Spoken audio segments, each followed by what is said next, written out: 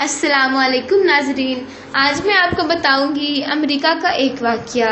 امریکہ میں لاکھوں شہد کی مکھیاں 2 دن سے ایک کار کا پیچھا کر رہی ہیں۔ وجہ سن کر آپ دنگ رہ جائیں گے۔ یہ ایک زبردست فوج کی کہانی ہے جو اپنی ملکہ کو بچانے کے لیے 2 دن سے ایک کار کا پیچھا کر رہی ہے۔ تفصیلات کے مطابق ایک بوڑھی خاتون کے رول ہورتھ نے اپنی گاڑی پر جب ایک نیچر ریزرو کا دورہ کیا تو ایک چھوٹا سا مسافر غلطی سے اس کی گاڑی میں سوار ہو گیا۔ واپسی پر کرول نے بیک میرر میں دیکھا تو لاکھوں مکھیاں اس کی گاڑی کا پیچھا کر رہی تھی۔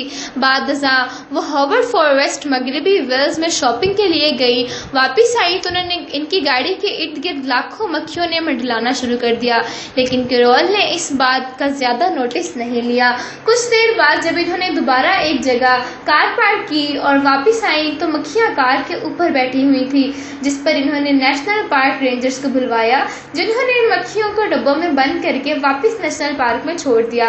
اگلے دن صبح کرول کہیں جانے کے لیے اپنی پارک کی ہوئی گاڑی کے پاس آئیں تو یہ دیکھ کر دنگ رہ گئی کہ پھر شہد کی مکھیاں اس گاڑی پر موجود تھیں، جو کہ ایک حیران کن بات تھی، جس پر دوبارہ نیشنل پارک رینجرز کو بلوایا گیا اور اس ساتھ شہد کی مکھیوں کے ماہرین کو بھی بلوایا گیا۔